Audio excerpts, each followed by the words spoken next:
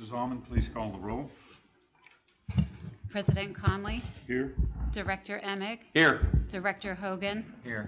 Vice President Kindig, Here. Director McKinney, Director Meese, Here. Director Miller, Here. Director Whitmer, here, Director Wolverton. Here. 8 present. Thank you, Mrs. Almond. I'd like to welcome all the members of the public here, as well as the members of the administration. We've got a fairly robust agenda again tonight, as we, this is the last of our one meeting months. So enjoy your summer, as we have just one meeting per month for July. August is coming very soon. Open up for public comment period. Public comment period will be a 30-minute period. Each speaker will have up to 3 minutes to make their presentation at the podium. When you approach the podium, please state your name and address. The board uses public comment as an opportunity to listen but not to debate issues or enter into a question and answer session with the speaker. Public comment must be germane to school district business. The board values civil, respectful statements and clear, concise communications and help to inform its deliberations. Anyone seeking to make public comment? Seeing none, public comment period is closed. We'll now go to our committee reports. The chair recognizes Director Miller for the Educational Excellence Committee report. Thank you. So we're going to begin with the bad news first, and then we're going to go to some really good news. So the bad news, one of our topics tonight was the impact of federal funding cuts. And first of all, note, Title I has not been affected. We're very happy about that because that is $500,000 to $600,000 used for our reading intervention, our reading teachers. So that was not touched at this point. So it's Title II, III, and IV that are being impacted. Title II is used for professional development. It's about $80,000. And it's also helping with the salary of our librarian and our, she's also a coach at the high school. So that's a definite impact. It covered 75% of her salary before. So that's a concern. It's also used for curriculum writing and professional development. So that's Title II. Title III is $15,000 to $17,000, and that is for our ESL students. And Dr. Houck says that it goes directly to the LIU, and they give us supplies that are needed and used with those students. Not sure about that, if that's going to continue from the LIU at this point. Title IV is about $40,000. That's a different amount each year. There's 3 categories within Title IV, and one is for well-rounded students, and about 20% goes to that. It's been used in the past for the middle school STEM teacher. There's the second category of safe and healthy students, about 20% for that as well. In the past, that's been used for the safety glass in the buildings, safety bollards, the badge swipes, different supplies that help for safety. And Dr. Houck was hoping to purchase some vape detectors for the middle school and different things, and right now that's not looking like that's going to be happening. Right now we know that there are several states, Pennsylvania is one, that is participating in a lawsuit over these funds being cut at this point. So on to celebrations. We talked about celebrating the United States 250th birthday, and how can the district do that? How can we join with the township? How can we really make this a celebration? As well as, if you remember our last meeting, we talked about social studies curriculum. So I see both of those working very well together, meshing together. There is so much on the websites already. I know one of the teachers that was there, Mrs. Bear, was there, and she's already been looking at things, and there's so much out there. Kind of gets you excited about what we can do as a school district to celebrate the 250th anniversary of our country. And I think that Director Whitmer, you said that this is a House bill that's going through. I can talk on it now. Yeah, go ahead. Later. Yeah, there is a House Bill 345. It's just been proposed, I think, put out there for discussion. It's in regards to the semi-quincentennial celebration, and they're asking through the bill for the Department of Education here in Pennsylvania to actually make and prepare plans to send out to the schools to celebrate the 250th. So I think if we get ahead of it, it'd be great. I think we're on the ball. I think we're ready. Another celebration is our AP scores. I don't want to steal Dr. Houck's thunder. I know she's going to share more about that, but just the number of students taking the AP exams, the number of students successfully completing those exams by getting a 3 or better has gone up, and I'll let her give those details. We had 18 AP scholars, which that sounds wonderful, but there's some distinction with those. So a success, a celebration. I know Dr. Houck had worked on getting the middle school students aware of their possibilities of taking AP classes, and so she's seeing some success with that. And then finally, the comprehensive plan. It's coming. Get ready. She's going to be looking for volunteers to help with the planning of that. She went through all that is involved with this plan. Some of you may have done it before. It's a lot of work. It's a lot of collaboration between the district, between parents, between students, and it's all coming together. So I think she said November of 2025, the ball will start rolling, so get ready for that. And we did have a principal, Dr. Young suggested and mentioned Instagram accounts that PTO is excited about that. It's a great way to connect with parents in a different way other than emails, and he's very excited about that. So it's rolling. We approved it, and it's happening, so thank you. And that's all I have. Thank you. Anything Thank to you, add, Director. Director? I keep saying that, Doctor, Director. Do you have anything else to add? No, I think that you covered it. Thank you. Thank you. Any questions? All Oh, right. I'm sorry. There was one thing. You mentioned that the Miss Hellwig, who is covered by the Title II funds, you said she was a coach. I just want to reiterate, not a sports coach. No. She's a professional development coach, correct? Right. Yeah, okay. She's a technology coach, so she helps teachers to incorporate technology into their instruction. So it's considered professional development. Thank you for clarifying that. Yes. All right. Anything else? And thank you, Director Miller. All right, we now go to agenda item 3.02. The Facility Safety Committee and the Resource Oversight Committee met jointly tonight. It was chaired by Director Meese. Director Meese? No. Well, we spent quite a bit of time on one specific topic, so I won't inundate you guys with like 20 things. Your mic's not on. Okay, I'm gonna do. Does it need to be on? Mm-hmm. Yes. Help! Okay. There we go. All right, thank you. Whoa. Okay. All right, old business. Let's see, the crossing guard position is something that still needs to be discussed because Mr. Fluke was not at the meeting this evening. Mrs. Broadbeck said that he has 3 quotes that we need to look over to see if it's something that we want to outsource or keep internally.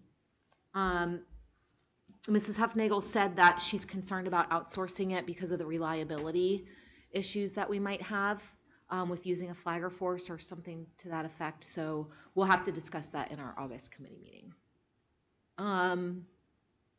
The bus flow modification, just so the other directors know, is on the agenda tonight for approval. So I want the project approved. I think Mr. Fluke and Dr. Perkins,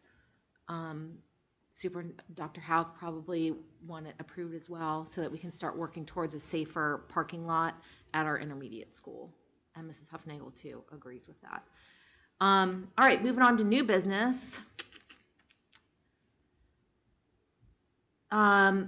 Facility fees. You wanted facility fees, and I wanted to ask you specifically if you had a specific question. So if you could just email that to me so I can put that on next month, because Mr. Fluke was not here.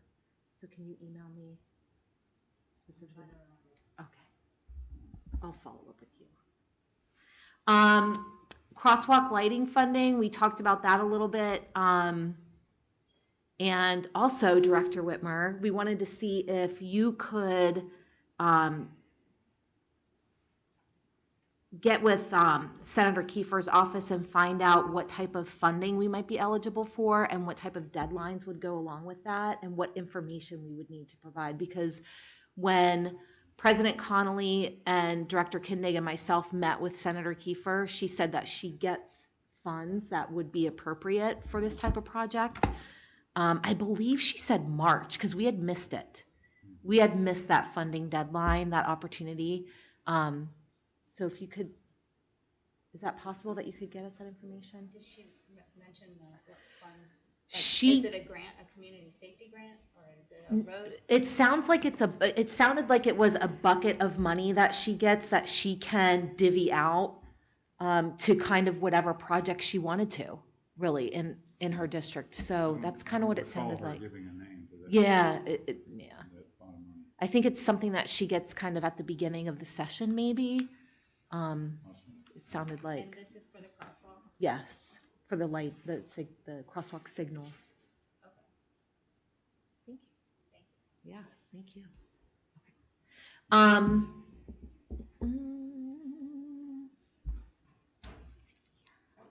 Also, Dr. Perkins and Dr. Hauk are looking into a grant as well that Director Miller actually caught her attention, and I think you guys were actually got the information as well, like a day later. So that's awesome. Thank you all for working together on that, and so that might be a possibility as well. I know those deadlines are coming up, so Dr. Perkins said he's going to try to squeeze it in here before school starts because it's all like coming together. Okay, so the biggest item that we talked about was the traffic circle grant that the township is applying for. And you guys were emailed the letter. Basically, the township would like our permission, support. Yes, support, not permission. That's a good, a good distinction. A letter of support for them to apply for this grant for the traffic signal on Harmony Grove and Route 74. Signal or circle? Circle. Does somebody else want to talk? I just want to make sure.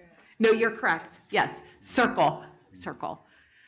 This mic is throwing me because it's very like echoey, so it's kind of We throwing can me hear off you a little well, bit. it's not echoing. Okay. That's good. I like hear myself like it's ringing in my head. So I'm not quite sure logistically how to handle that during the board meeting, and I'm not quite sure if you could shed some light on that for us. I went out to thank them when they left. Okay.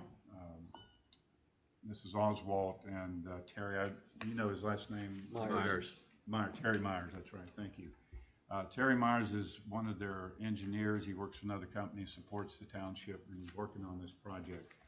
They're going to be, I found out, and we didn't hear this in the meeting, but I found out they have several grants they're going to be applying for. The first one is this one, that they would like our support before the 28th of this month. They're going to be applying for another one in October. Mr. Myers threw out an idea, and there was maybe some tentativeness from Mrs. Oswalt, but because she hadn't had time to process all the implications, but there's a possibility that they could write in our crosswalk lights I was going to ask them into that project. Yeah.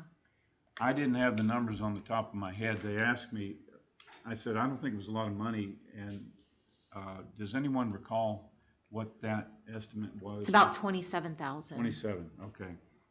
He was thinking it would cost 30 to 40,000, Okay. but he said in a $3 million project, we could perhaps write that into the entire project to put those crosswalk lights down on Canal, and that would support the school district and the needs of our children's safety in those areas, especially crossing Canal, but we also have the problem crossing Intermediate, and especially if they put in the traffic circle, it's going to increase the amount of traffic on Intermediate, so they need those lights there. So if we can get them to put that into the proposal, and we can support them for both of these grants that may help us with a budget item down the road. The good thing about this is their project is going to start sometime in 2027. Now that's going to be a pretty involved project, which is there's going to be some demo. They've got to acquire some land from the church that's over near Harmony Grove and Canal. They still have some things yet to do, but if everything lines up, construction could possibly start. Now, I don't know how long it would take them to complete that project, but most of intermediate is already done. So all they have to do is build that northern section of it with the traffic circle. And we could see within a couple of years, possibly, that we might be able to have that traffic circle completed with our crossing lights in there as well. When they mentioned the part, we mentioned to them about the, were you going to cover the traffic light? I don't want to, okay, is it okay to bring that? It is. Okay. We mentioned our request about the traffic light in the committee meeting, and we were informed by Mr. Myers about the process that is involved with PennDOT. They have to have traffic justification numbers to put in a traffic light, because whenever you put a traffic light, especially as close as Canal and Intermediate is to the square, it could have implications on the square and have an adverse impact on what they're trying to improve. But we definitely don't have the traffic numbers now to put in a traffic light at Intermediate and Canal, but we could possibly, if this traffic circle is put in and it diverts traffic through that intersection. So what makes it difficult for us is we don't know which way to go. But it sounds like there's an opportunity to support them if they will put into their proposal the lights for the crosswalks, which was one of the things we were trying to do before. Yeah. So I'll turn it back over to you. Yeah, not only that, so I'm glad you asked him that. I was going to ask, but I didn't know, if it was the appropriate, setting for that. But, so I'm glad you did. I'm in favor of supporting it because I like the idea of our traffic coming out the high school and being able to turn left. And they'll have the ability to exit out, turn left, and get out, to the north that way. So it's, they're not having to go straight into a residential area or turn right down to the intermediate school. So I like the idea. I think that it advances our community. I think, I think it'll solve more problems than it'll create, and whatever problems are created, we can solve those. So that's kind of my thought on it. So I think if we're talking about this, I will not support it unless they do something in return to protect our kids, because there's going to be increased traffic. There's going to be trucks. That road's being built right through the middle of an apartment complex, so you're going to be potentially sending buses through apartment complex on both sides. I don't know how big this road is, but the township owns it. It's not a state-owned road. So I have some reservations. Traffic coming this way, taking, I don't know, I guess that's, I don't know what direction that's, coming from the township, taking a left. That lane's really small for all the amount of traffic now that are going to be bypassing the square, taking a left. That's a concern to me when we even have a crossing guard issue, at certain times of the day, there's going to be increased traffic. So I have some reservations, but definitely they got to support us either with a traffic light or some type of safety mechanism. But I still would like, because we're looking 3 years away, I still would like to pursue a grant through Kiefer's Yes. office, because that could happen next year. Sure. If it's applied for in March, they get the money, we have that crosswalk by the next school year. Yeah. Protection. So still would like to do that. So those are just my thoughts. Well, and remember that this is, what's the word that you used? Support? Letter of support. A letter of support. So we're just one of many organizations that they're getting letters of support from.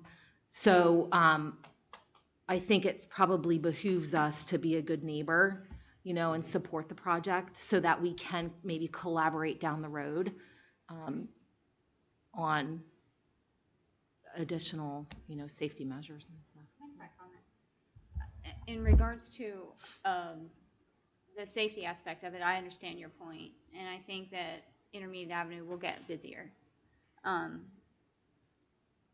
People knowing that they can go that direction to get to the round circle and go either Harmony Grove or, you know, whichever direction from that point north. And so I can see a little bit more traffic, but I think ultimately it's going to benefit our bus drivers and our bus system. Because right now, they go Mayfield, I forget what, Mayfield. Mayfield, That's the and residential area. along with a lot of other people leaving the school system, they come down or they go Mayfield. So it's chaos right now, and if it helps the transition of students getting home and to school, I think it's a benefit. And I mean, coming down through there in the past, I would take Intermediate Ave to Mayfield and then, you know, get out of going to the light. So other people have already, I think, been diverting the light situation, but a traffic signal, and this is just my thoughts, anywhere in the vicinity of these schools and the square is going to have an adverse effect on traffic around that area. It's so small as far as opportunities to, you know, move traffic in that area. If you give another signal light, we saw it through 74 in Dover. We've seen this in the past 10, 20 years.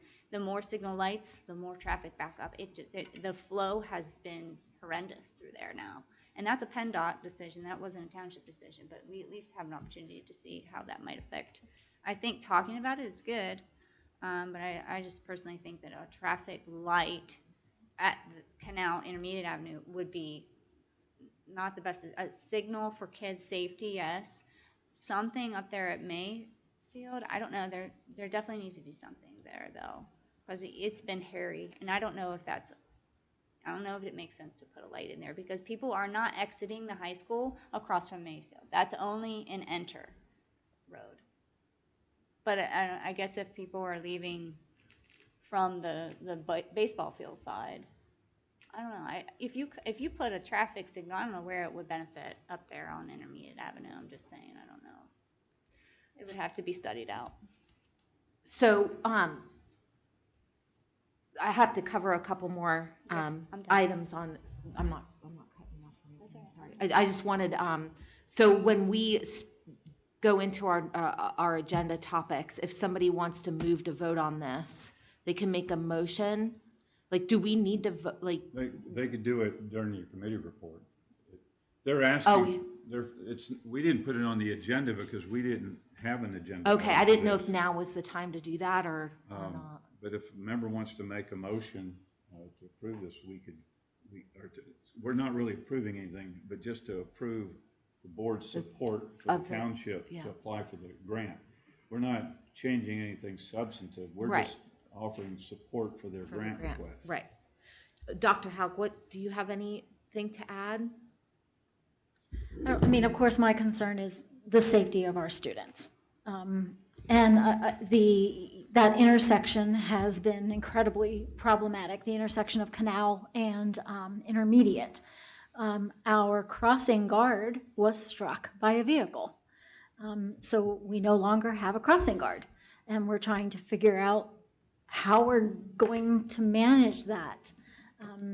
And are we going to be able to find somebody who's going to be willing to take on the job of crossing kids at that intersection? The two problems are at arrival, mostly at dismissal, I think, is the big problem because the buses need to get out onto Canal. And if they don't get out onto Canal in a timely manner, they're going to be late to pick up the elementary kids.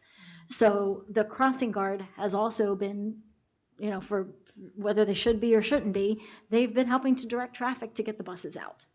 So, and I don't know, I'm not a civil engineer, so I'm not sure I can guess what the impact of that traffic circle will have on the volume of vehicles that are going through that intersection. I can only guess that it's going to mean more vehicles going through that intersection, giving us an even more difficult time of crossing kids and getting the buses out without something to help us. Right now, we're struggling with, are we going to be able to hire a crossing guard, or are we going to have to pay an outside provider to cross kids at that intersection? And come August 18th, if we don't have a crossing guard, we're going to be paying for an outside person to cross kids. That's just how it has to be. So I don't know what to say, other than I'm concerned about the safety of our students. So buses that want to go north, are they going straight out Mayfield? Or are they going down to Canal through the square and then heading north? Mayfield. From So the they high go school, they're straight- going to They Mayfield. go straight across Canal and turn right onto Mayfield? No, they come out at the baseball turn field, right. take a right and a very quick left. Yeah. And a lot of times the buses, it's like 2 lanes there. So the left lane is getting ready to turn Mayfield, and the other people are coming alongside, and people who want to come out of Mayfield. You have to come out of Mayfield if you want a bus to be able to get in. And there's sometimes parents parked on Mayfield, kind of blocking the opportunity for any kind of transition of a bus going in or anybody coming out, and it gets really chaotic. And then the buses want to let people out of Mayfield. Like this happened to me. The bus was looking at me like, go cross to the high school because I was dropping a kid off, and there was somebody on the other side of that bus who was going to come through. Yeah. And so I could have been T-boned going cross, but they saw that the bus was stopping and letting me, and so they stopped. So it gets really hairy there, and there's nobody out there, directing. And so now they will have an opportunity to go straight north instead of coming out, stopping, waiting to have somebody let them in Mayfield with people being parked on the side of the road where they live and all that mess. Yeah, there's a lot going on there. So my question was, so They'll go up. to a certain extent, the circle will solve some of our problems, some. Yes. On the other hand, it's probably going to create additional problems for us. But I just wanted to, in my mind, I was trying to figure out, do all the buses go down to Canal, or do some of them work their way through the borough and then head north on Carlisle? I think if they're going north, they go Mayfield. And then there's a whole bunch that go down, take a right or left, and some sit at the square and they'll go straight or right, or, Okay. I'd like to make a motion that this board write a letter in support of putting Circle One. Even with all the issues, the main one that I have is what Carmen had said with the idea of putting a light anywhere near that intersection of Canal and Intermediate. Yeah, I remember when there wasn't even an intermediate school, and we first opened that up with the intermediate school. There were traffic issues, point blank, going out Mayfield. We worked through them. We're going to be working through all of these, whether they go, north up to that traffic circle or not, or whether they come down to that light or that intersection down at Canal. It's progress. That's all there is to it, and we're going to have to work through it. Okay, there's a motion to support the township grant request. That's correct. Is there a second? Wait, what is it again? It's a motion to support the township's grant request. But he added that a light is included in that proposal, right? We don't know that for sure. We can't put that in there. No, I was stating the idea that I Is there, am, along before with, we That would discuss be a this, we future. need a second. Is there a second? I'll I'll s- second. I'll second. Okay, Director Me seconds the motion. All right, now we're in discussion. Can we add to that to say that if they were to support our, if they write in the grant or whatever it is that would give us support to put a traffic light within the vicinity? Well, I'd like to speak in favor of the motion. I've been thinking about this. When I first heard about this, I had reservations because of the same concerns that Dr. Houck has. Increasing traffic on Intermediate sounds like it has safety impacts on our school. After I thought about a lot of the traffic flows, I think people that are turning to go west on Canal, they're either going to turn at the square or they're going to take this offshoot. I don't think it's going to dramatically increase the amount of traffic through there, but it does put a turn, and a cross flow impact there. So there's going to be some impacts on it. But the project itself, I think it's going to be going through. What the township is trying to do is find money to do it without impacting the taxpayers. So they're going to apply for this grant. They're going to apply for another grant in October. Any grant money that they get keeps the taxpayers from having to pay for it. So I don't see that this grant request is a showstopper. Whether if they get it or not, it's not a showstopper for the project. I think the project's going to go through as scheduled. It just is an opportunity to get some funds that the taxpayers won't have to pay for directly through our property taxes. The writing was on the wall as far as that circle, basically, when they put that development in up there above the high school. That's all there is to it. And if you ever really pay attention to their meetings and things. And the bottom line to it is, I understand what you're saying about the light down there at Canal Street and Intermediate, but it's so close to that square, it's just going to back everything up. It's going to get so nonsensical, is what it amounts to. The other impact about the traffic light, that was one of the things I wanted is some type of traffic control there. Either some signs for the crosswalk, the lights and flashing lights and that kind of thing, or a traffic light. But we found out from the engineer, Terry Myers is their engineer, is there's not enough traffic right now to warrant a traffic light there. There's no guarantee that when they put in the traffic circle and traffic starts diverting that way, that it's going to dramatically increase traffic to the point that we can do it. The township, because it's a state road, the township does not have authority to just decide to put a traffic light anywhere on any state road. It has to be approved by PennDOT, and it must meet their metrics. They have criteria well established, and that's all based on traffic samples. Now, in the document that they sent us today that I distributed to all of you, I know it was late and you could not take a look at that. It's 243 pages long. In Appendix D, they did actual traffic samples. Now, you'll see the specifics in that. It lists the type of vehicle, where they came from, and where they turned at the square. It's highly detailed, and I think they had to have done this either with someone sitting out there at the intersection, and so there's a red truck and it came from the north and turned west on Canal. Or they used some of these tag readers, which probably is more than likely what they did. And they compiled very specific data there. So you'll see in that list in Appendix D, every truck that came through during that sample period, or every vehicle, what type of vehicle, whether it was a bus or whatever it was. So they know that they don't have the criteria right now. There is a chance that once this goes in, that it could increase the traffic enough to the point that we would warrant a traffic light. But that's a catch-22 from my standpoint.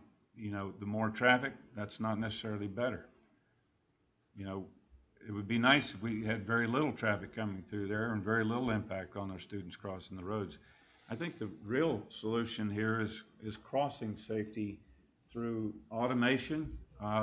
Push the button, you get a light, and it lights up and lets everybody know there's somebody in the crosswalk, or a traffic light. But we can't control the traffic light thing. We can probably get approval to put the crosswalk signals there, and it sounds like to me there's some willingness that they would support that. The other part that here is playing is the grand plan that the township has to offload traffic from the traffic circle, or from the traffic square, city square I should say, because we don't have any alternate routes. So they have this plan to put in the traffic circle at Harmony Grove and Carlisle Road, diverting down the Intermediate. They also have plans for a road that will start just west of the township municipal building. If you can picture this in your mind, on Canal, that will wander through Eagle View Park and come out pretty close to Park Street on Canal. They have plans to do that, which will give people alternate routes to avoid the square. The square is not, unless there is a major land acquisition, the square is never going to change. One of the things that whoever's gonna write this letter, I think, needs to be put in, and something just to keep in mind. That's the letter. Well, Just agree to support it. okay, Yeah, they already, all right.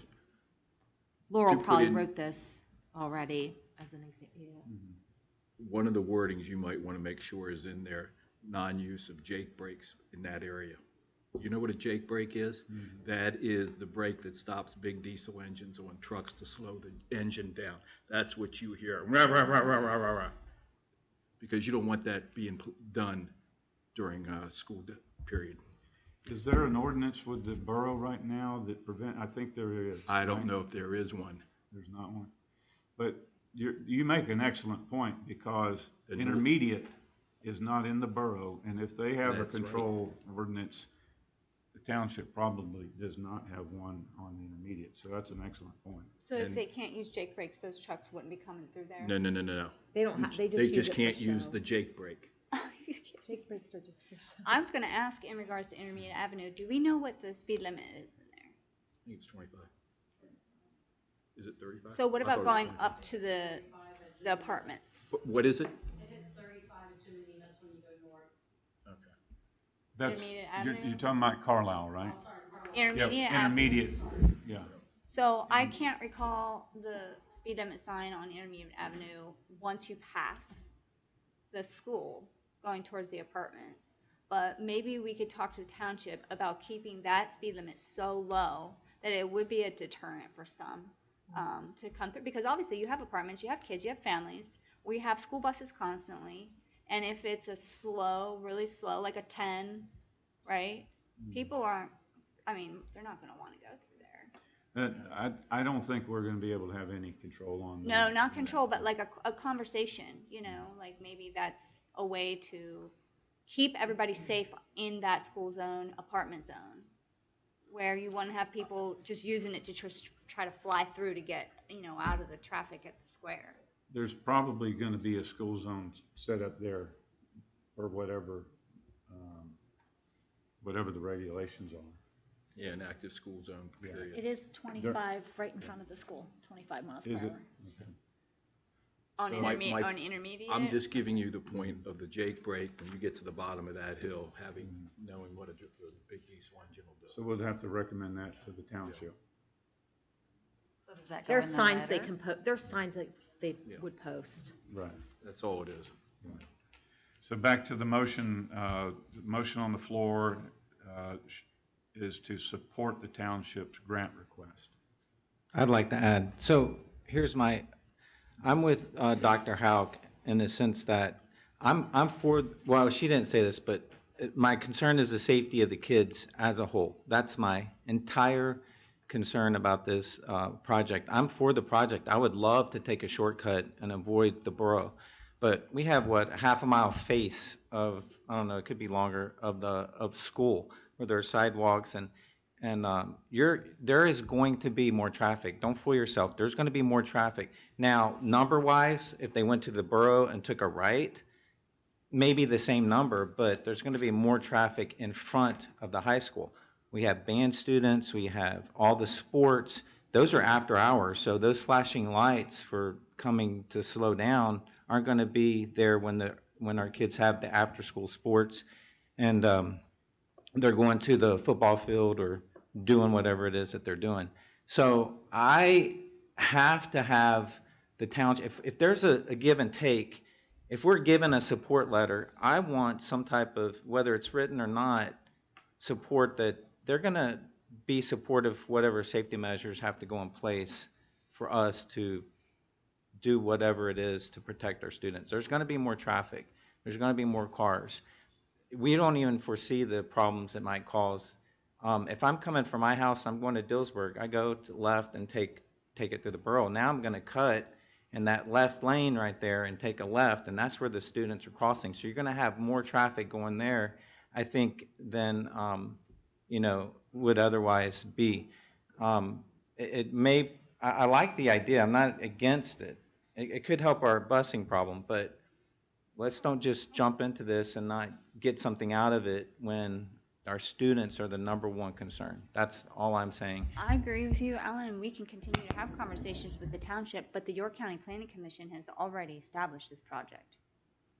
I mean, I know that actually firsthand. I'm on their Yeah, but the high, committee. yeah, the high So, school has a big voice, so we I'm are, sa- we are the I school think that system, we so this should, letter means a as a lot. district, continue to have conversations with them about how to better protect our students and come up with all kinds of great ideas. Like, you know, right now, on the whim, we're just giving some thoughts out, like, just because there's a support letter that they want us to sign. So, you know, this, I don't want to hold this over their heads, because we can always have conversations, you know, and we will never stop wondering, you know, how better can we protect these kids, even after school hours and whatnot, like cross-country. I know that's what you're thinking too, and I agree with you 100%. There should be more conversations because there hasn't been enough. Otherwise, we would have, you know, all these things in place already. So, you know, let's just move forward with the support letter and then continue to reach out. And if they're looking into opportunities, you know, already, then at least they know and they're aware, like, this is a really important topic.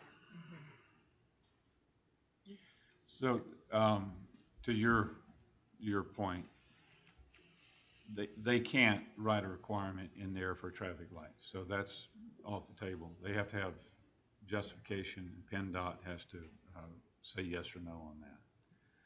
The safety devices,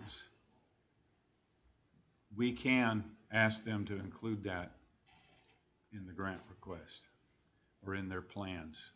We could ask them for that. They're not, this particular grant, they're not writing it. They have a grant writer writing it for them. I'm not exactly sure how that works and what companies do that, but they're paid consultants that write the grants for them. It may be that they can get it in on this particular one, but it may be that they can't get it in this particular one. But in the one in October is where we have probably the best opportunity with their concurrence to get that written in to where they include in the project the crosswalk signals. And that's really what you're talking about, right? I just want the discussion over safety and something done about it, right. That's all.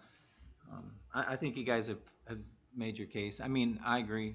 I'm probably gonna support it, but I just really don't want to lose our focus because we don't know what's gonna happen with more traffic, and it's right in front of the high school, and it's nice having this. It's gonna happen anyway, like you said, but still, if you make it a point, let's get the support to protect our kids. I mean, there's new drivers, drivers learning, you know, just a lot going on at the high school. I just don't want to see extra traffic.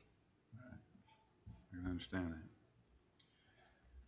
All right, so any further discussion on the motion? I just have a question. I have already signed a letter of support because it affects our business. Does that have any impact on my vote, no? I don't think so. Okay. Okay. So we have a motion and a second on the floor. This is an off-agenda motion.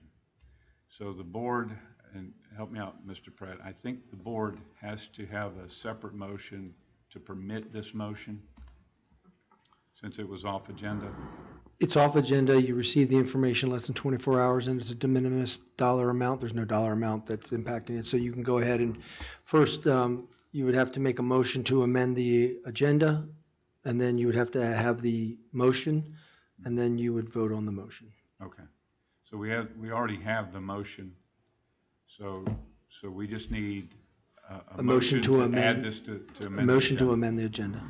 All right. Is there a motion to amend the agenda and to include this motion? Motion to amend the agenda to include this motion. Dr. Wolverton moves. Is there a second?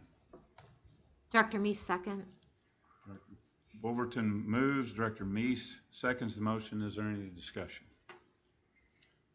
All right. So we are going to first vote on the motion to amend the agenda.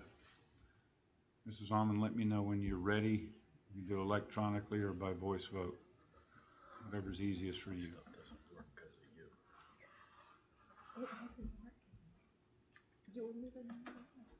Broke mine.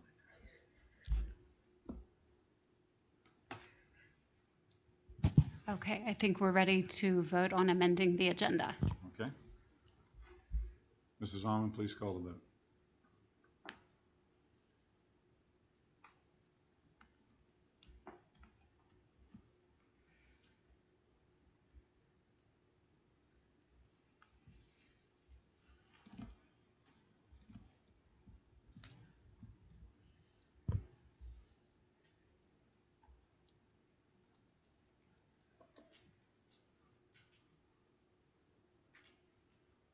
They kicked me out, so my vote's yes. 8 yes. The motion to amend the agenda carries. So it takes us to the motion itself, the motion to support the township's grant request. It's been moved and discussed. Is there any further discussion? All right, Mrs. Almond, please call the vote.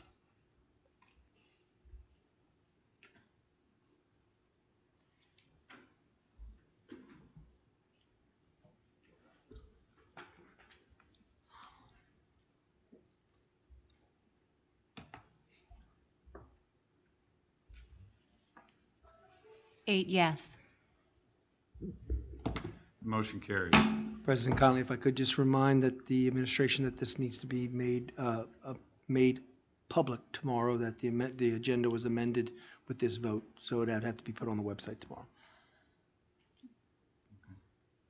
Point well taken. Thank you for that. All right, so we'll return to the Facility Safety Committee and Resource Oversight Committee report. Recommends. Okay, so that concludes the Facilities and Safety Committee meeting. And then we moved on to the Resource Oversight Committee meeting, and that was 3 topics in particular from Mrs. Broadbeck. She wanted to provide feedback on our sub rates.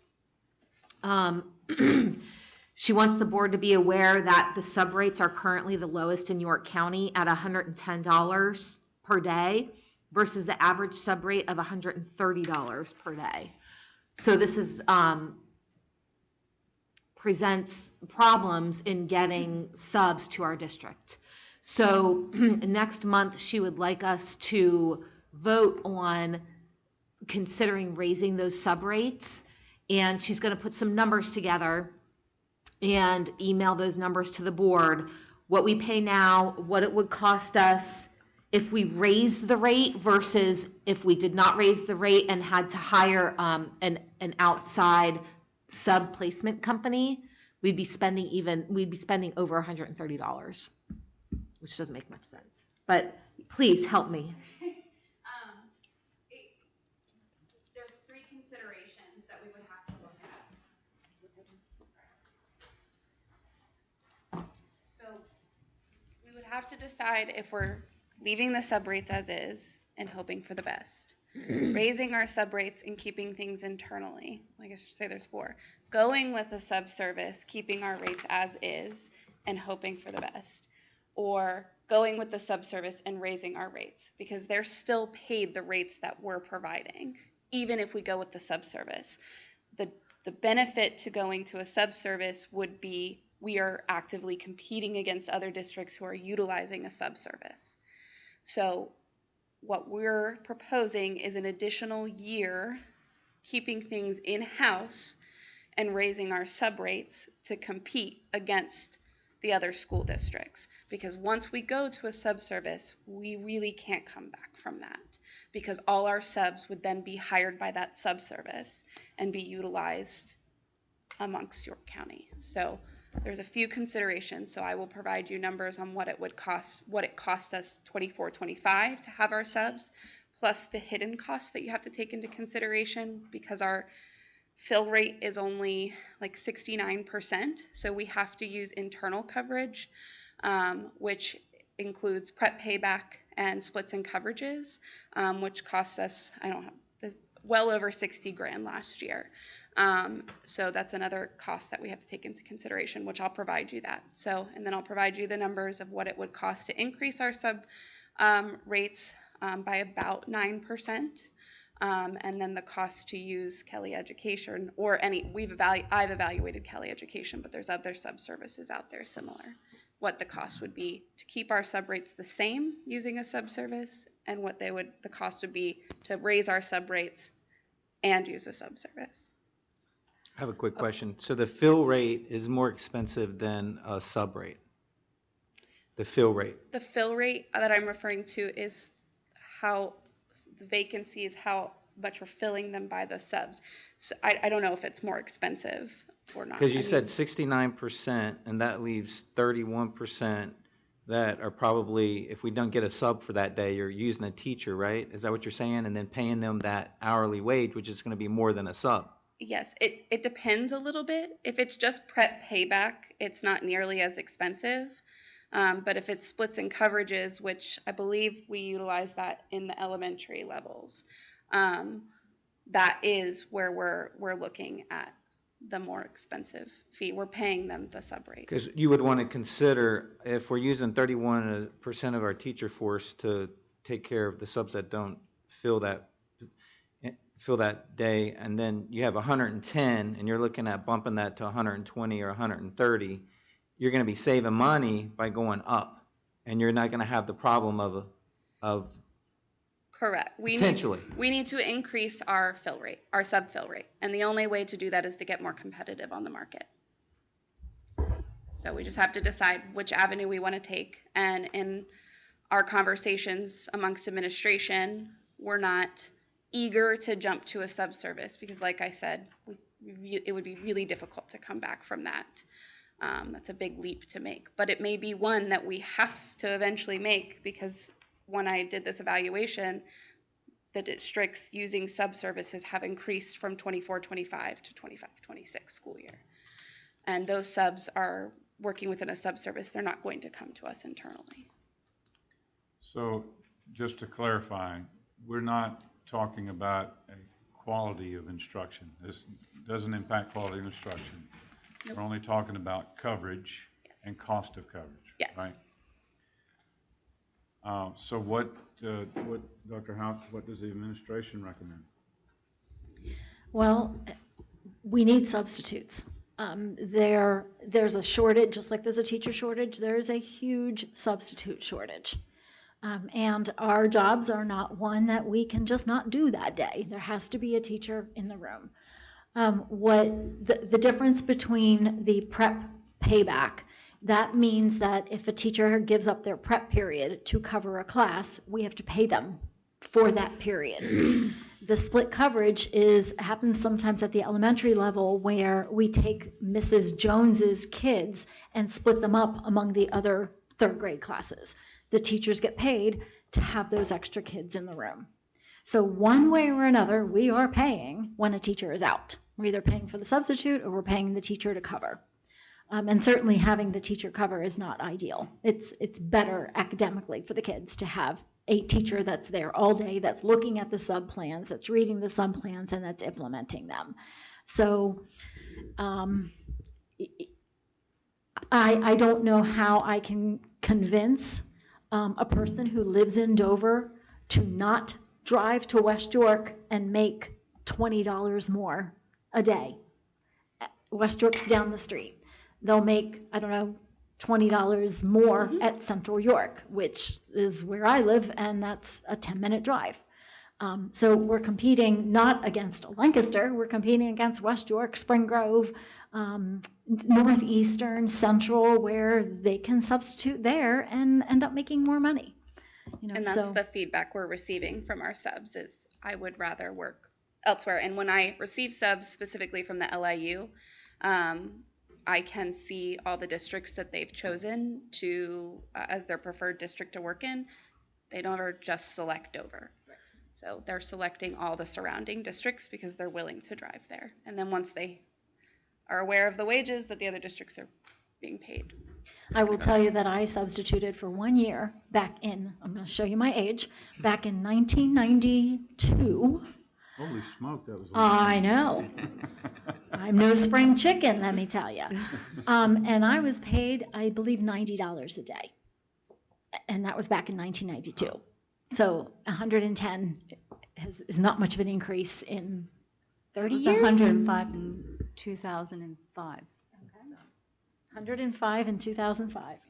So you're going to be sending us some numbers, and and you'd like the board to look those numbers over and get back to Dr. Hauk with questions, or would you like us to send those directly to Mrs. Broadbeck to answer? I think CCing me on the questions Okay. sent directly to her would So be. directly to you. So all the board members, if you could take the time and look at those. When do you think you'll have that email to us? Miranda's back tomorrow. I've already sent her an email Okay. and started running numbers while I was back there, so I can send it in my Friday report to the Okay. board. shouldn't Okay. take us too long. So we'll have plenty of time to look that over and get to you. with Most of the questions. numbers have already been pulled. Okay. The other things that I'm going to be sharing with you that I don't have numbers pulled on is we do need to evaluate our nurse sub rate.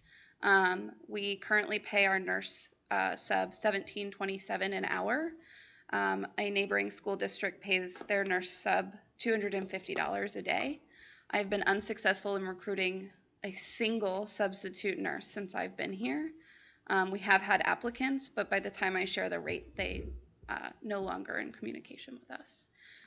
So we're competing against hospital systems who are paying them, high rates, and school districts. I was surprised to see them paying those significant rates as well. I would also like to share with you our paraprofessional rates. We also are the lowest. We pay our paraprofessionals, I believe, $12.72 an hour for coverage, where other neighboring districts are paying at minimum $15 an hour for coverage. So I will share with you those numbers as well, but the one that is the most priority would be our day-to-day substitutes.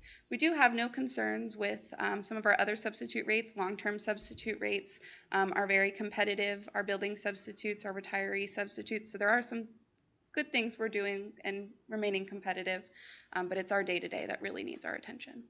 So that needs to go on the agenda. You'd like to have that on the agenda for next week to vote on those sub rates?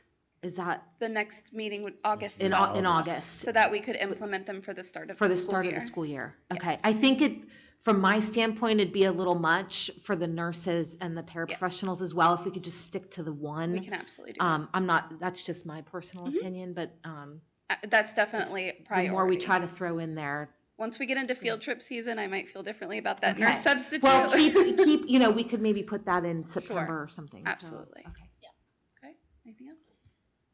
I have one question before we go down this rabbit hole of, hey, aren't these covered by bargaining unit agreements? The substitute rates, because the contract talks Only our a lot long-term about substitute substitutes. rates. Long-term substitute. Only LTS.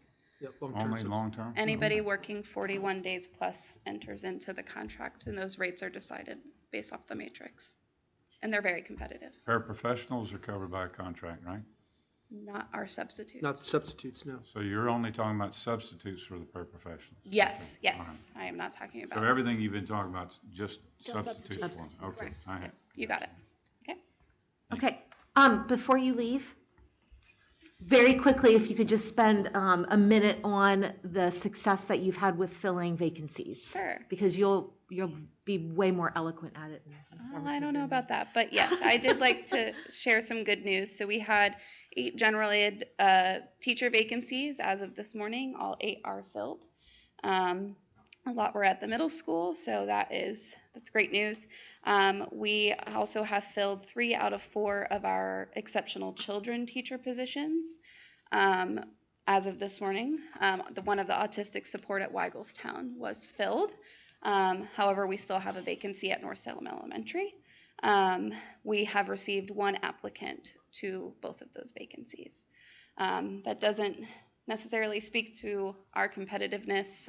It speaks to the lack of teachers in special education. So we're trying to get creative to see what we can do. If there's any paraprofessionals with bachelor's degrees, and maybe we can work our magic and make them teachers. But otherwise, things are looking really good. We're also the most staffed we have been in exceptional children for PCAs and paras since I've been here. We're only going into 25-26 school year. We will only be utilizing at this point right now, as I'm speaking, 2 agency support staff members, which is a cost savings to the district as we were using a much higher amount when I arrived. We only have 7 PCA vacancies and 3 paraprofessional vacancies. So I think our support staff will be very pleased with the increase of coverage in the classrooms. That is thanks to Mrs. Snyder and her hard work interviewing. Awesome. Great. Okay, thank you. And that wraps up my, again, very long committee report, so thank you. Thank you, Director Meese. And just for the public's benefit, the lady just at the podium is Mrs. Shannon Broadbeck. She's our Director of Human Resources. So I want to thank her for her report. All right, this takes us now to Board President's communications, announcements of executive sessions. We had an executive session earlier tonight to deal with security issues and personnel issues. Next item on the agenda is the consent agenda for human resources. Are there any items that any director would like to pull out of that consent agenda?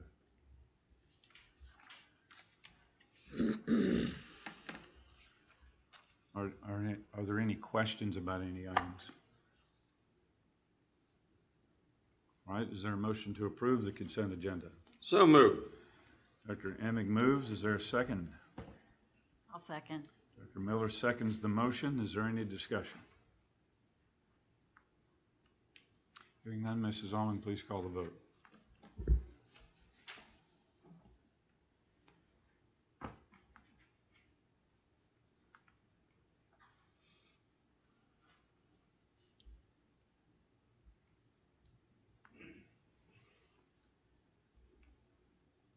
Eight yes.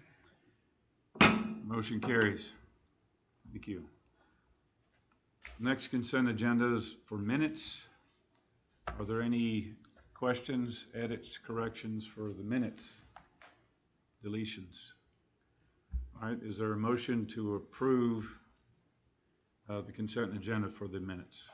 So moved. Director Emig moves. Is there a second? Director Meese, second. Director Meese seconds the motion. Any discussion? All right, Mrs. Allman, please call the vote.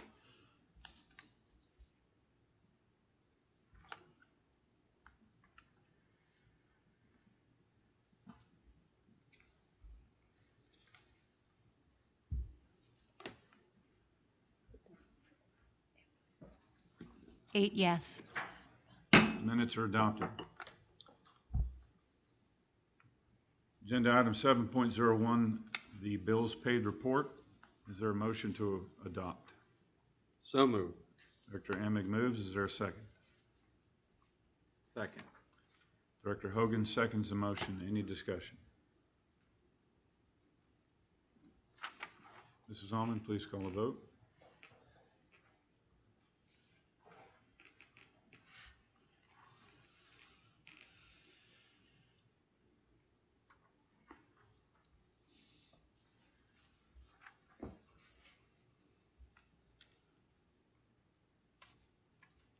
Eight yes. The bills paid report is adopted. Next, the treasurer's report, agenda item 7.02. Is there a motion to adopt? So moved. Director Emig moves. Is there a second? Second. Director Hogan seconds the motion. Any discussion?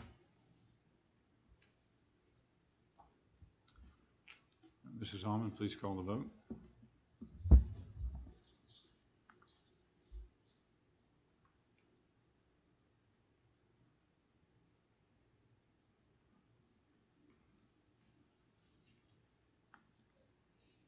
Eight yes. And the treasurer's report is adopted. Agenda item 8.01, the FNS transportation agreement for 2 additional vans. Details are attached. Is there a motion to approve? So moved. Director Emig moves. Is there a second? Second. Director Hogan, beat him to the punch. Director Hogan seconds the motion. Any discussion?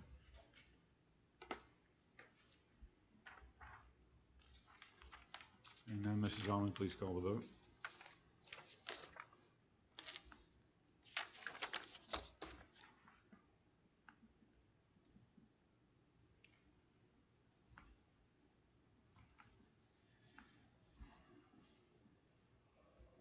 Eight yes. Motion carries. Agenda item 8.02, 2025-2026, a memorandum of understanding with Community Progress Council Head Start Agency. Is there a motion to approve?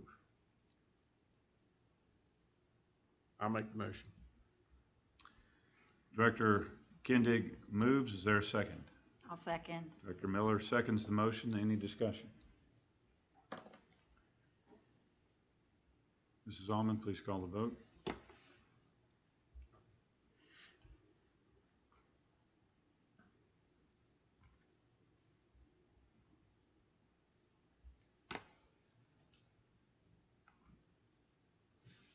Eight yes. The motion carries. Agenda item 8.03, 2025-2026 Pyramid Healthcare Incorporated Soaring Heights School Educational Services Agreement. Is there a motion to approve? So moved. Director Emig moves. Is there a second? I'll second. Director Kindig seconds the motion. Any discussion? All right, Mrs. Almond, please call the vote.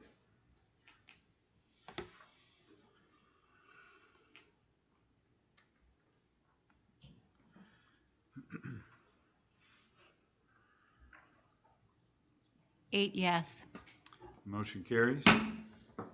Agenda item 8.04, addendum B to letter of agreement for Title I non-public school services, Lincoln Intermediate Unit. Is there a motion to approve? I'll make the motion to approve. Director Miller moves. Is there a second? A second. Director Whitmer seconds the motion. Any discussion?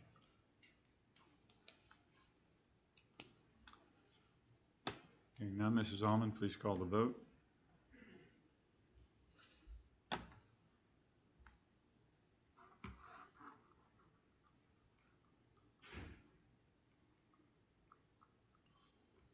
Eight yes.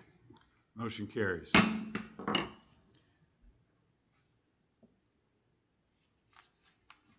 Agenda item 9.01, obsolete listings, deals with library books. The attachment lists each one of those books and the obsolete listing. Is there a motion to approve? So moved. Director Emig moves. Is there a second? Second. Director Hogan seconds the motion. Any discussion? All right, Mrs. Almond, please call the vote.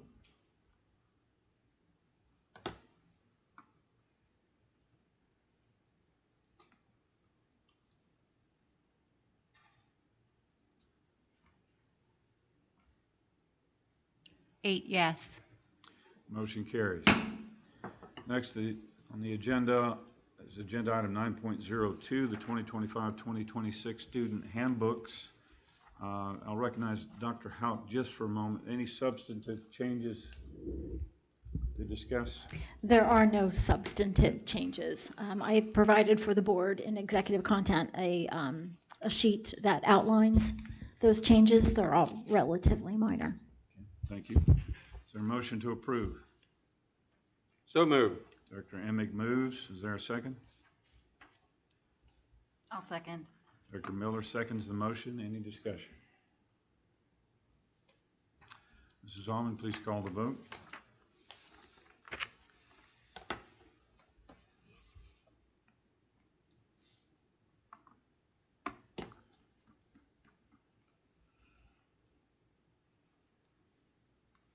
Eight yes. Motion carries. Next on the agenda is the 2025-2026 bus routes, agenda item 9.03. Is there a motion to approve? So moved.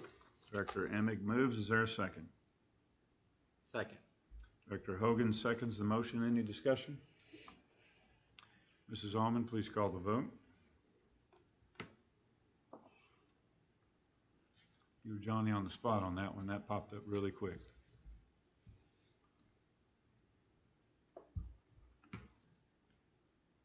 Eight yes. Motion carries.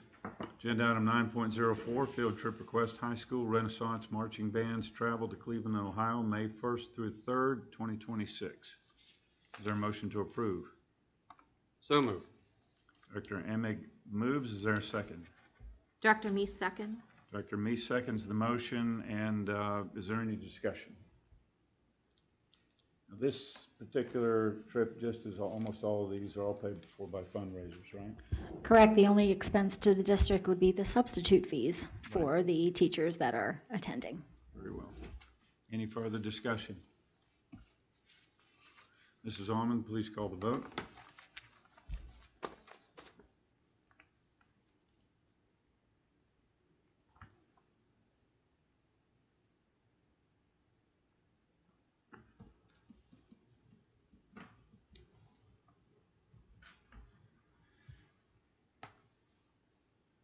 Eight yes. Motion carries. Next, agenda item 9.05, the Tax Commission recommendation. Is there a motion to approve?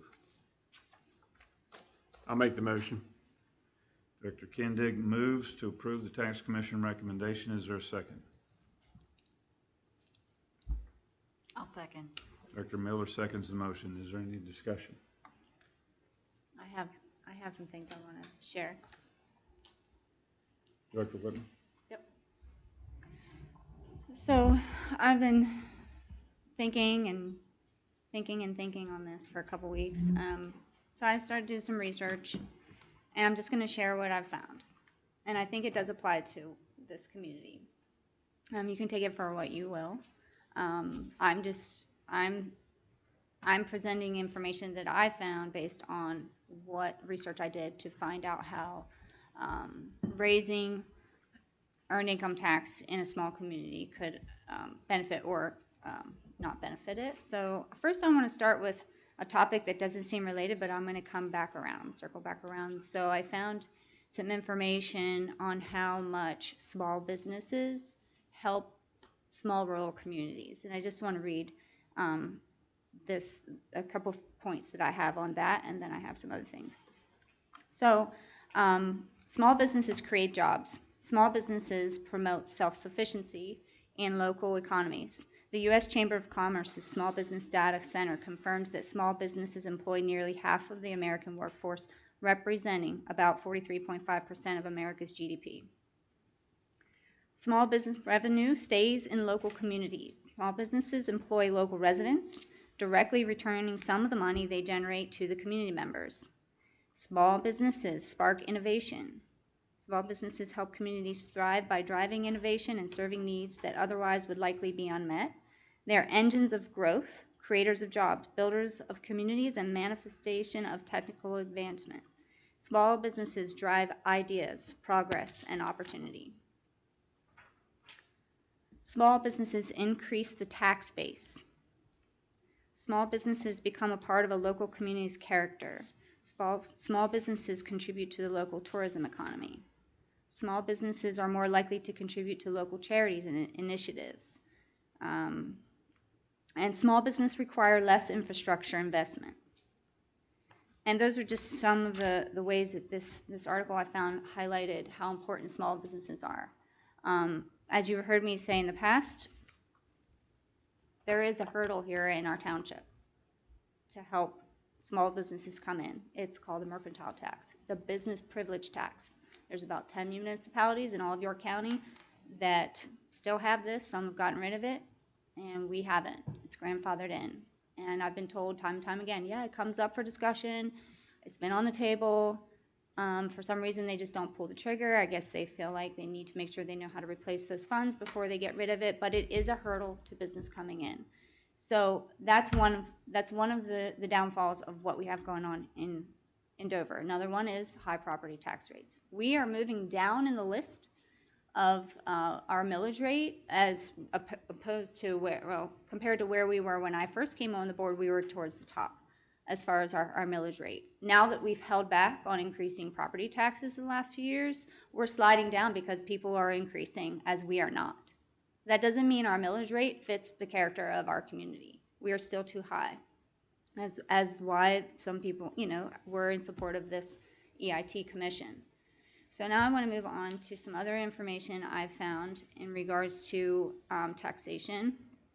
And this was a journal study, and I can give information on the journal study. But so this is how the financial impacts of state taxes and other taxes on local economies in the U.S. So these people explore and examine the impacts of different types of state-level taxes, including income and payroll taxes, property and other taxes, as well as sales tax and key economic performance indicators.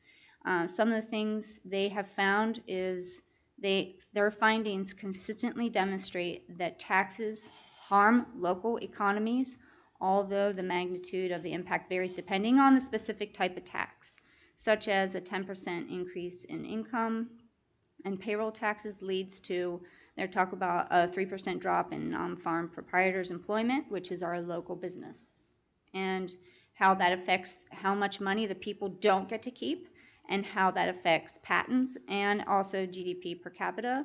They talked about that same thing with tax hikes in sales tax. They talked about the negative impacts in how property tax and other taxes also harm the economy.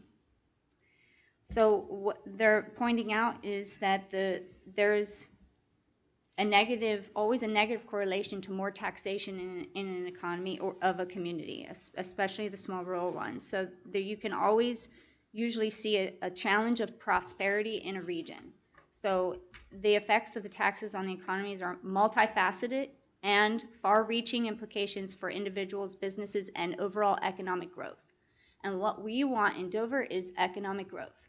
So I feel right now that what we're looking at is a detriment to our community based on just the small searches that I've done. And I believe that in this time, we need to be more creative. I don't think that taxing this community right now, or even presenting the opportunity to tax, is the right avenue, because I think it's going to overall, we're going to see down the road the negative effects of it, because as we already know, this is not a quick turnaround if we raise the EIT, based on the information we were getting from Mr. Schramm. He said you're not going to see the benefits of this reaped within the first few years. Excuse me for that. But it's going to be a slow turnaround, and in the process of that, a board could vote to raise property taxes. So the other red flag for me was that it doesn't even help the district. So we as a school board are sitting here and we're talking about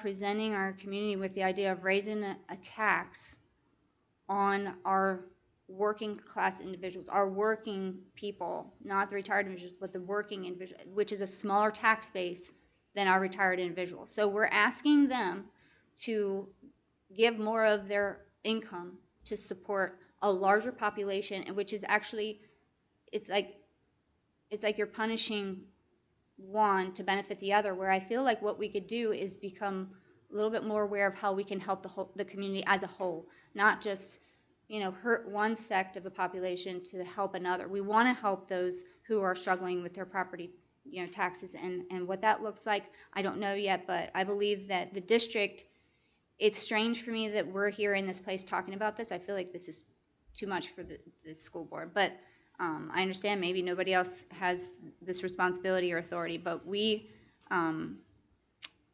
looking at the district having to find the money if our tax base cannot return the funds. If you're in a farmstead exclusion, and you're expected to receive back a certain amount of funds based on what we're saying we're doing with this EIT, and that tax base can't provide that amount of funds, our school district has to come up with the money. So that basically pulls from all of our budget or our reserve funds, and to me, it's like there's so many red flags. So I'm just going to wrap up with just my consensus on this is I believe that a higher EIT, property tax, will erode the tax base and push businesses and residents away. I think it's going to scare everyone to even think about moving here. We already have a high earned income tax rate. We're second in the county. This is going to push us to the top, and I don't know that anybody will come near it for a while. But and then businesses aren't coming here for multiple reasons. So I think it also reduces the incentive to work for the individual and for businesses to invest. So like the individual is going to say, why would I want to get a better job here if they're going to take more of my earned income from me? So it actually reduces that whole idea of doing better for yourself, you know, and trying to work harder. You don't even want to, because you're looking at how much tax is coming out of your paycheck and you're going, what's the point? And businesses won't invest. They'll invest less. So, and overall, I believe it hurts the economic development and job creation, because the community will do better here when the people get to keep more of their money, not have more of their money taken. So I don't support even putting it on as a referendum, because I don't believe this is what we should even be talking about right now. I know that it was brought up, you know, that maybe I shouldn't be deciding for the community, but I don't believe the community needs to hear that we're even talking about raising the tax. You know, even if it would benefit the property tax, you know, those who are struggling with that, you know, as a community, I think that we would do better to come together to talk about how to help businesses come, how to help our community come alongside of each other, and we can have those conversations just like we had a tax commission. So that's where I stand, and I'm done talking now. Okay, any further discussion?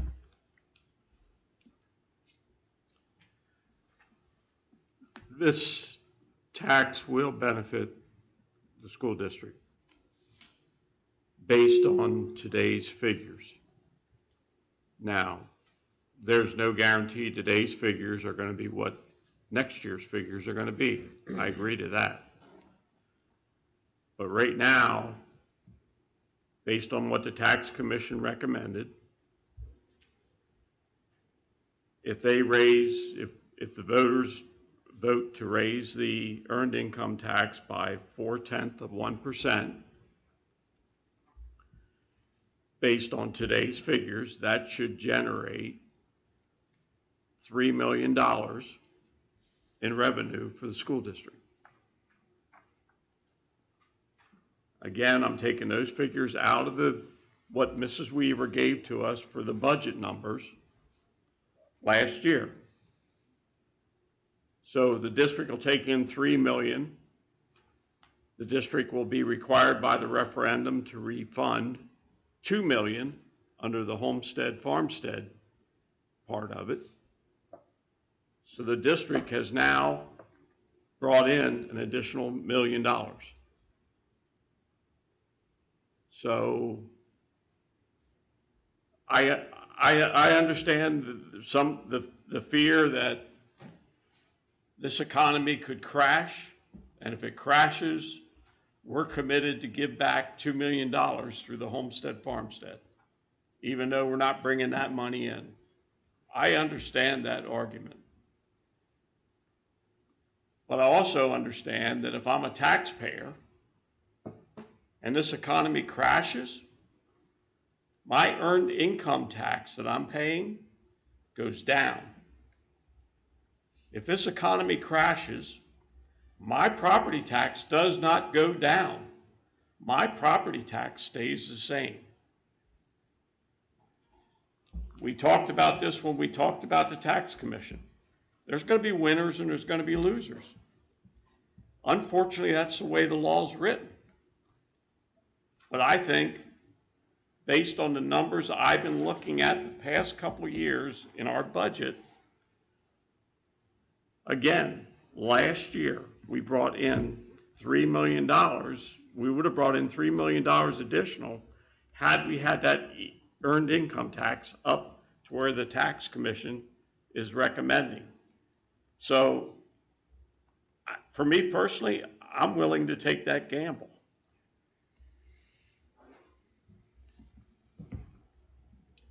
Like I said in the past, I don't see how we've explored enough opportunities with revenue to be able to go to our tax base that is smaller than our seniors that are retired and say, we're going to be willing to tax you more, and send that message to the whole community, or the whole county of York, and say, yeah, we're going to be the highest in York County, and we're a little old over with struggling business economy. It sends a big message, and unfortunately, it's a negative message. And with all the negative publicity we've had here in Dover for so long, I feel like it's one of the worst moves that we can make right now. And I don't see it justified right now. I think that there's better options out there and we just need to explore them. I just have something to add. In my opinion, it unfairly discriminates against those who are working 1, 2, 3 jobs to make ends meet. Now they're going to be paying more. Secondly, as a board, kind of like the word on the street or the perception is that we're raising taxes. Whether that's in reality or perception, it doesn't really matter. It's the fact that the board, and I don't want to be associated with raising taxes to another level to make us second highest in York County for earned income tax. I would rather, if we have to raise taxes, go the route of property tax and be representative that way at the low end that we already are at. But that's why I'm not for it. I'd just like to remind folks that this is just, we're not voting to raise taxes. We're voting to put this to the public, to let them make a decision. However the public decides, it's their decision. So people are going to analyze their own situations, and they're going to say, no, this is going to cost me more. I'm probably going to vote against it. Or it's going to help me. I'm voting for it. But we're not making the decision. We're only making a decision to send it to them so they can make a decision. So I speak in favor of accepting the recommendation from the Tax Commission. They have in their document some, let me just scroll, 37 supporting reasons, and I think they went over and above on providing that, of the considerations and reasons why they recommended that we send this forward to the public. And, if we were going to nip this in the bud, the time to have done it would have been forming the Tax Commission to begin with. If we are not going to move forward with this, why did we even form a Tax Commission? So we formed it. They did a lot of work. And I'm not saying support this because they worked hard, but they brought forth a substantive, I think, fair recommendation. And the recommendation needs to be not put in our hands, but needs to be put in the hands of the public. I have no idea whether this goes through or not. We've received a little bit of email saying that we're trying to curry favor with certain groups, in particular the retired community. Well, that doesn't really make too much sense, because as many people as you please, you're offending the other half. So I don't see there's anything to be gained here politically, either for or against. But I do believe that this district's public deserves the right to make their own decision. And you'll remember one of the persons on that committee was very outspoken against it. Even though the majority ruled in favor, there were still people on the committee who did the research that said this isn't for our community. And I think that's even more reason to send it to the public to vote. It is a tough topic. There's pros, cons. So the individual person gets to make the decision that's best for them. I had so many retired people say, please don't raise my property tax. So it's a no-win. We are faced with a deficit year after year. I understand we need other options, but this allows our public to make that decision. We don't get that opportunity too many times. We make lots of decisions here. Now we can give it to the public to make that decision. Any further discussion? So we have Dr. Emig, are you? Nope. Seeking the floor? Okay, Nope. I thought you were about to say something. So we have a motion on the floor to approve the recommendation of the Tax Commission. So if we vote yes, we're voting to accept the recommendation. Vote no says we are not accepting the recommendation, and the issue dies. Is that correct? Okay. All right. Are we ready to take this up? All right. Mrs. Owen, please call the vote.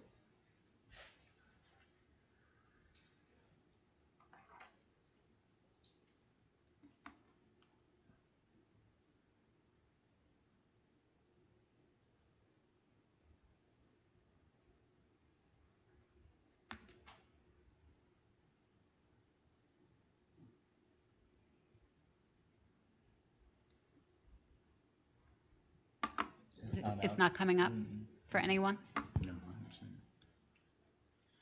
it.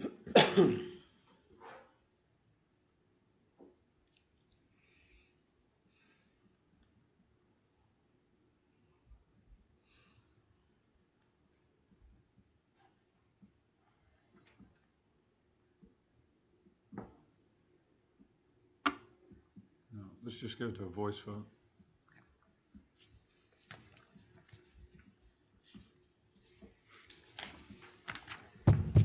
Director Emig? No. Director Hogan? No. Director Kindig? Yes. Director Meese? No. Director Miller? Yes. Director Whitmer? No. Director Wolverton? No. Director Conley? Yes. 3 yes, 5 no. The motion fails. Agenda item 9.06, bus flow modification project at Dover Area Middle School. Is there a motion to approve? I make a motion to approve 9.06 bus flow modification project. I second. Director Meese moves, Director Hogan seconds the motion. Is there any discussion?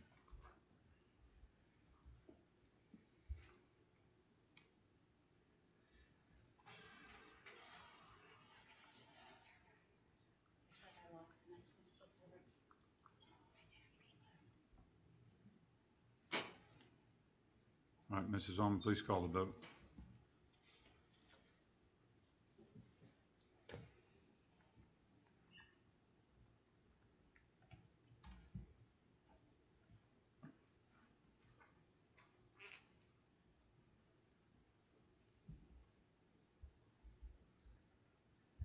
We'll do a voice vote again. Director Emig?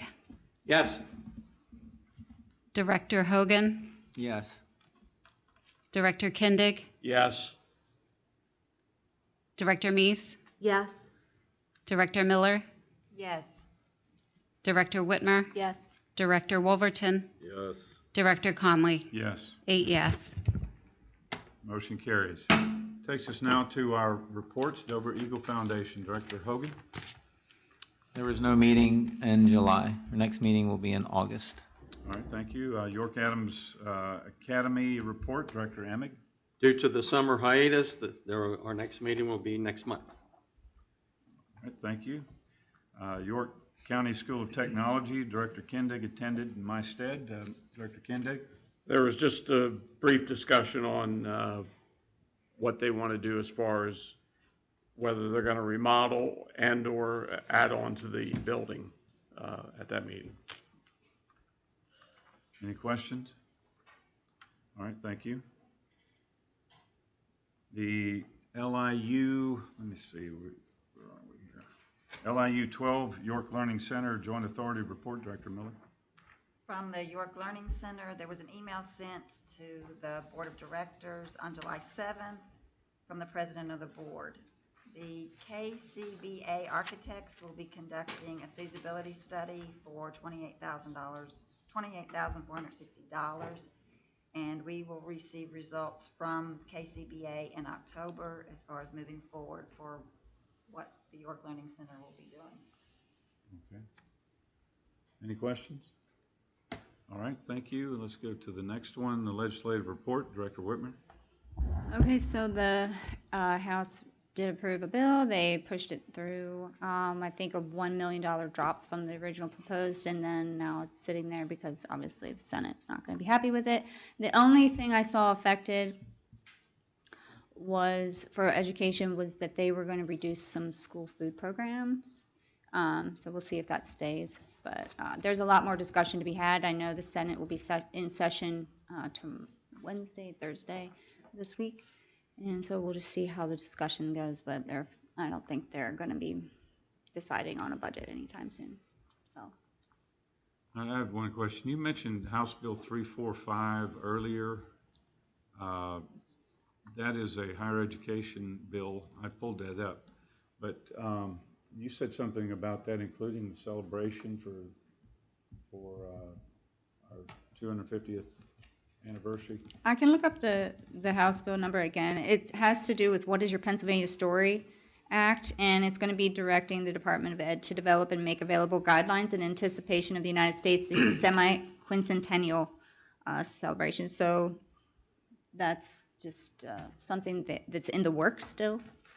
So it's what is your story? Is that in the title of it? What is your Pennsylvania story? Okay. And on another note, I just realized I wanted to share something, and maybe we could talk about this some more another time.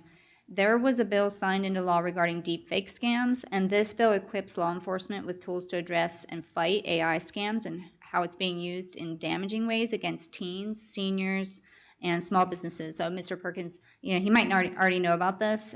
So I just thought that maybe we can continue to have discussions around AI and how we can maybe help just come alongside of our SROs and our admin, and what that looks like, I don't know, but just having some discussions around it so that, we know how to help the students prevent getting in some serious trouble. Like, this is going to be a misdemeanor if the kids are using AI to do deepfake scams. And deepfake scams range, but it has to a lot of times do with actually like, for instance, taking the person's face, a teen's face, putting it on the body of another person in a very inappropriate way, sending that out, that kind of thing.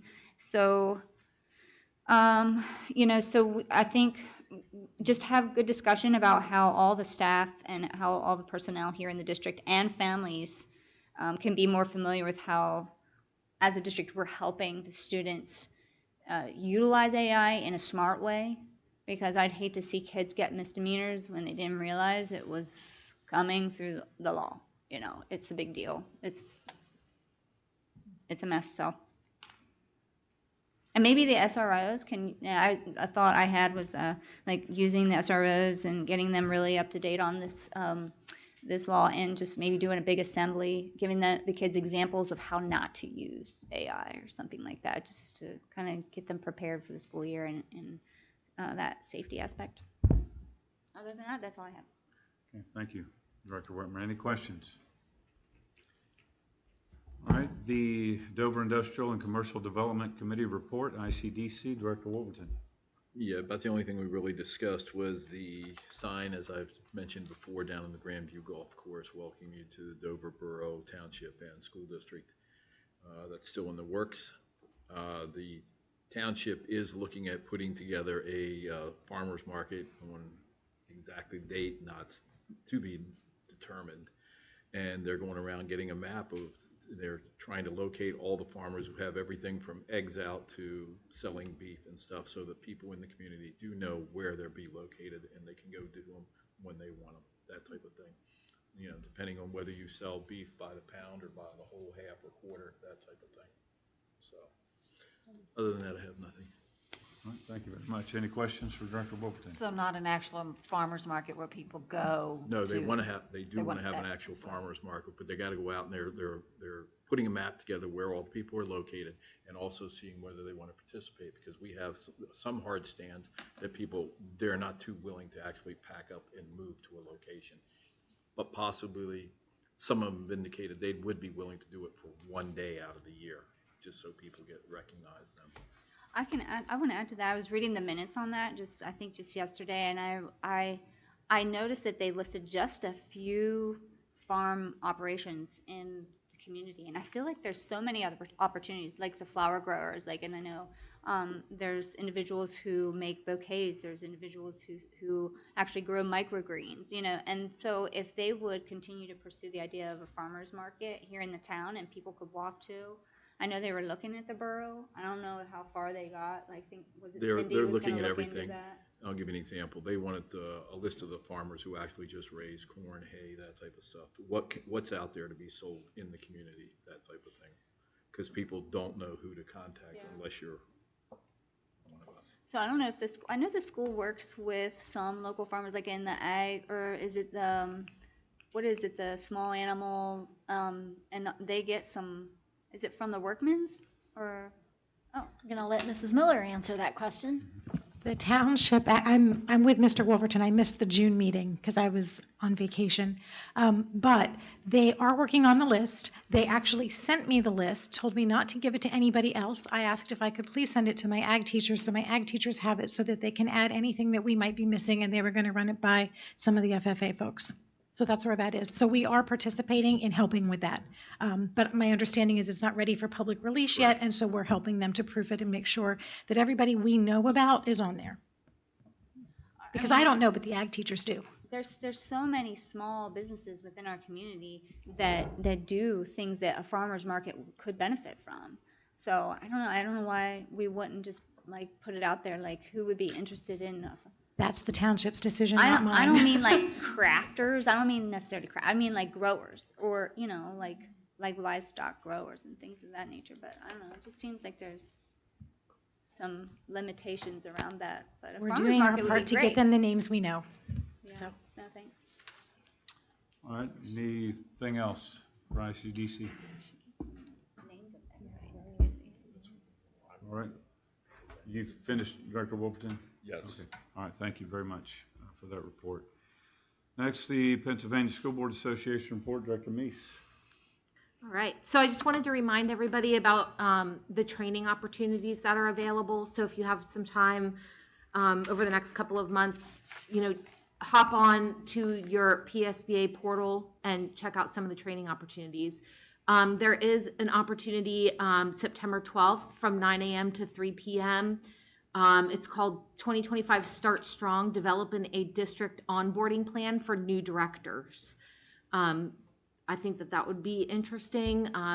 We have an election coming up and we might have some new directors that we need to onboard. So that might be a good learning opportunity for us as a board to educate our new directors and maybe shorten their learning curve. As we all know, as new directors, it takes a while to learn everything. So I wanted to talk about that opportunity. And then there's the Building Bridges webinar series as well that's coming up on August 20th. And there's also the 2025 PSBA Leadership Conference is in October. And so you have an opportunity as a school director to go to that, and you can register through your PSBA portal. That's October 19th through the 21st at the Kalahari Resorts and Convention Center in the Poconos. So that'd be a good opportunity to network with other, directors in the state. Do you have a cost for that? I do not Okay. have a cost Do for that. you have to stay there in the resort? I- Is it a multi-day event, do you know? Yeah, I don't know, but I can find out for you. Okay. It's a multi-day event, but you don't have to stay You don't have to at the stay. resort. Yeah, I would assume you don't have Okay. to stay. Okay. That new director's training that you're Yes. talking about, Yes. is that something that candidates could go ahead and enroll in, or do you have to be elected to enroll in that? From what I've read, it sounds like the board leadership would go and develop the plan, but hold on.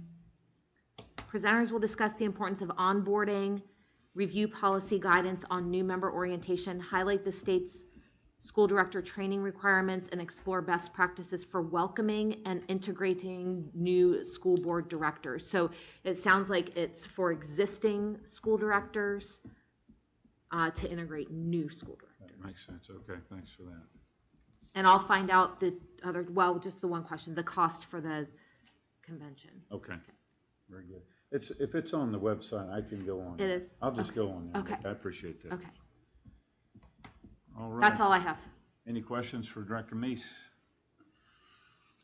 All right, Chair recognizes our superintendent, Dr. Houck, for the superintendent's report. Sure, thank you. I have a few things to report out, some celebrations, of course. We had our submarine team that competed. Where was that held? You think about it while I finish. In Bethesda, Maryland. So our submarine team competed. As you know, they built their own submarine. It's called Sharky. And it requires scuba diving gear. There's actually a student in the submarine that's steering it, and they participated in the race. They landed middle of the pack. However, we have to keep in mind that the first place winner was a Canadian team, and they set the world record.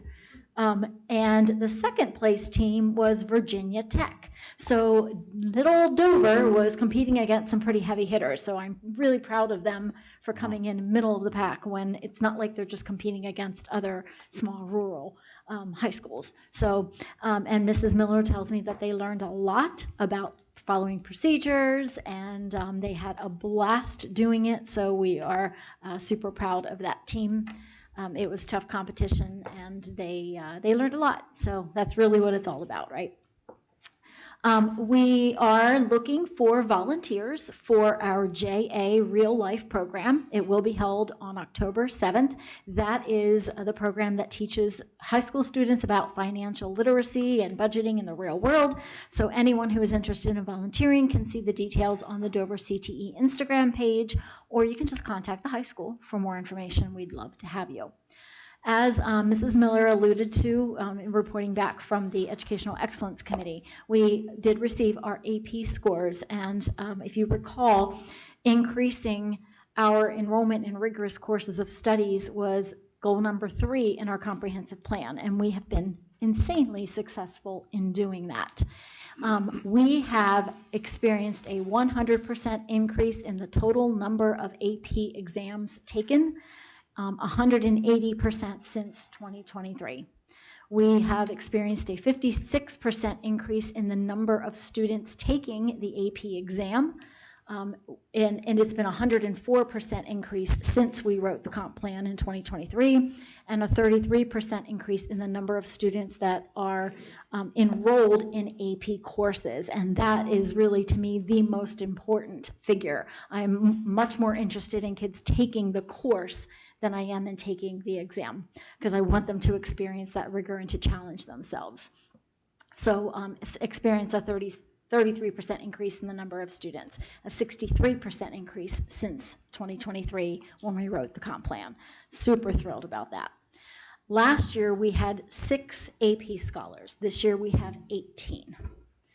An AP scholar with distinction is a student who has an average score of at least a 3.5 on all of their exams and has scored a 3 or higher on 5 or more exams. And we had 5 students. Evan Lamison, Olivia Murrin, Carly Reeder, Haley Scott, and Elizabeth Smith. They are AP scholars with distinction. An AP scholar with honors, they had to average a 3.25 in all of the tests and score a 3 or better on 4 or more exams. We had 5 students do that. Adrienne Johnson, Ava Logan, Landon Mello, Austin Robinson, and Tamaris Sofolina. I apologize if I didn't say that correctly. And then we had 8 AP scholars. And those are students who scored a 3 or better on 3 or more exams. We had William Comegna, Caleb Hogan, Morgan Moyer, Casey Myers, Evan Nace, Reese Rogers, Emma Smith, and Penelope Smith. So we had a very successful AP season this year, and hoping to see those numbers continue to climb. I want to remind everyone that opening day for faculty and staff is August 13th. The board, of course, is welcome to attend breakfast and help us serve. So mark your calendars for August 13th. Monday, August 18th is the first day of school for kindergarten, 6th grade, 9th grade, and 12th grade. And Tuesday, August 19th is the first day of school for all of the students. I do want to pass along, if you know anyone who has a incoming kindergartner, registration is open. We are excited to welcome them. I know some parents do tend to wait until much closer to the start of school, but it would help us immensely if we knew who was coming, so that we can welcome them properly and prepare properly for them. So please pass that along, that kindergarten registration is open, and we encourage everyone to register their kindergartner now. And that was all I had. Thank you. Thank you. That's a good report. I appreciate that. Any questions for Dr. Houck? All right, hearing none. I'll make sure I get that on my calendar for August 13th. I'll have to remember to do that as soon as the meeting's over. This takes us to the second public comment period. We had one. We have one. This is our second public comment period, and each speaker will have 2 minutes per the presentation. When you approach the podium, state your name and your address. Anyone seeking to make public comment? All right, seeing none, the public comment period is, okay, go ahead. Yes. Sorry. I think I had stepped out of the room when you had one before. Just a note, the calculator and I figured out that the sub pay rate is now $15.71 an hour, which you could make more than that if you go to Walmart and get a job. And so I'm going to encourage you that having no high school diploma gets you more than $15.71 an hour, or you could come here and get a substitute pay with a bachelor's degree for $15.71 an hour. So please, please, please consider upping the substitute pay rate, because it's a hard job, and if you don't, kids are shuffled off to who knows where. I also wanted to just emphasize something that Dr. Houck just said, and that is that school starts in 6 weeks, and you have already waited until the last minute if you haven't registered your kid yet, because it's really only 6 weeks. I have a grandson who lives with me, and we were looking, he'll be here at Dover Elementary in the fall, and I was looking at the calendar thinking, you know, like, how many more days do I have to plan with him? And I was like, oh, snap. I mean, we're really close against it. So please, everybody who's watching this at home, register your kids today. Thank you, Ms. Davison. Anyone else? All right, public comment period is closed. This takes us to comments and observations from the board members. I'll start over on my right, Director Hogan. I have nothing. All right, Director Mellon. I don't think I have anything either. Thank you. All right, Director Emig. No comments. Director Kendig. I have nothing. All right, Director Meese. I don't have anything. All right, Director Whitmer. During our committee meeting, we just were recognizing the hard work done by the custodial staff in all the buildings and the, floor to ceiling cleaning that they're doing. So just thank you to them and for their hard work this summer. Thanks for that. Director Wolverton. Nothing. All right. Dr. Houck. No. Anything from you?